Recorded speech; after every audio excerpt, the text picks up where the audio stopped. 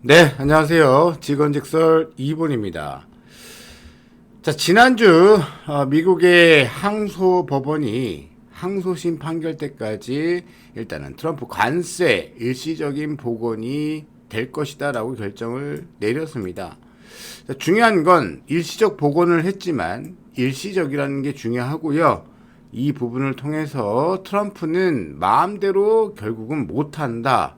법원이 허락치 않는다 라고 보여집니다.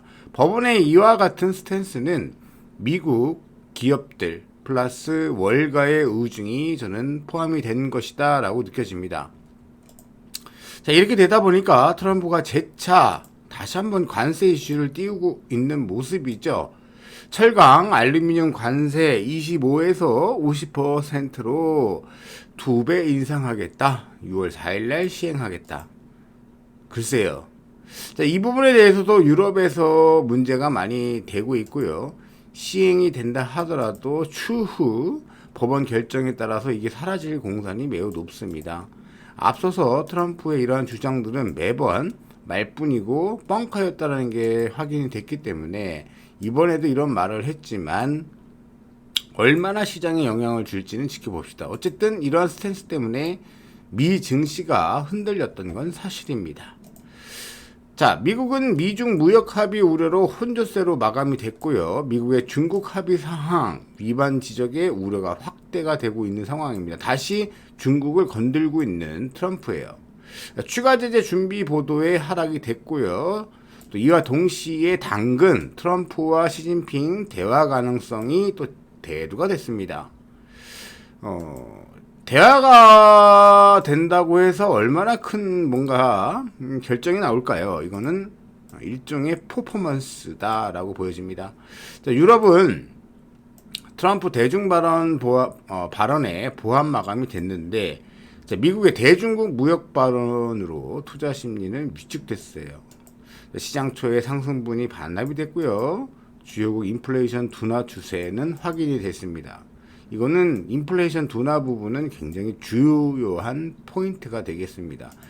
자, 제가 이번에 말씀드리고 별표 꼭 여러 번 주셔서 강조 드릴게요.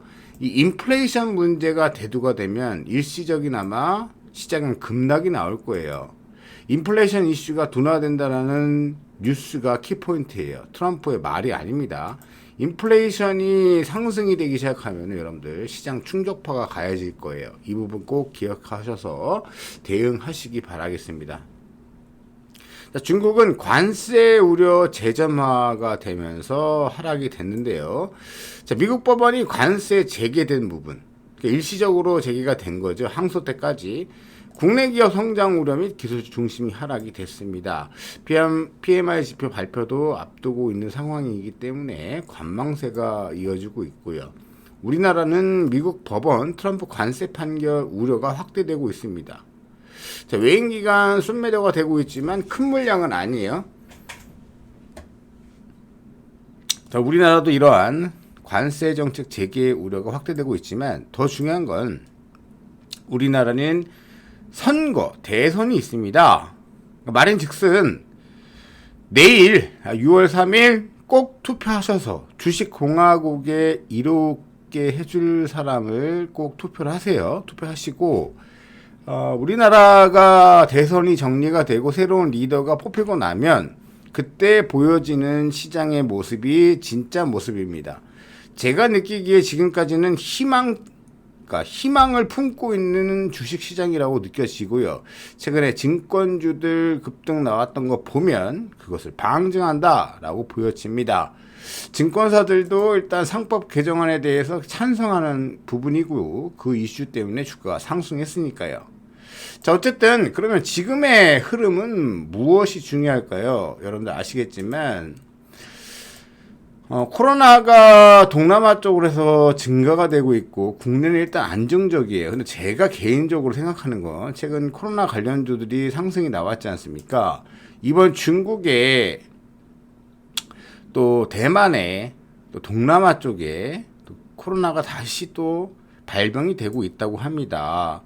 혹시라도 여름에 동남아나 아시아 쪽 여행을 생각하고 계신 분들은 이 부분 꼭 신경 쓰시고, 제가 불안한 건 이 코로나가 여름에 해외로 나갔던 한국인이 다시 들어오면서 이 코로나 바이러스를 좀 퍼뜨리면 어떡하나 이런 불안함이 있어요. 그래서 개별적으로 코로나가 퍼지면 관련 섹터들은 움직이겠으나 전체 시장에 대해서는 암울한 분위기를 주겠죠. 이것도 확정된 건 아니기 때문에 머릿속 한편에 딱 쌓아두시기 바라겠습니다.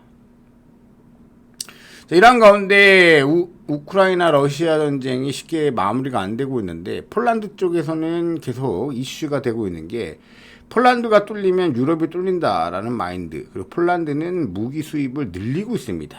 거기에 대해서 미국이 관여를 하고 있고, 자, 이 발언이 저는 좀 걱정이 됩니다. 영국은 핵잠수함 12척에다가 핵탄두를 개발하겠다라고 이야기를 하면서 전쟁 준비 태세를 하고 있습니다. 이거는 러시아에게 보내는 메시지예요. 왜냐?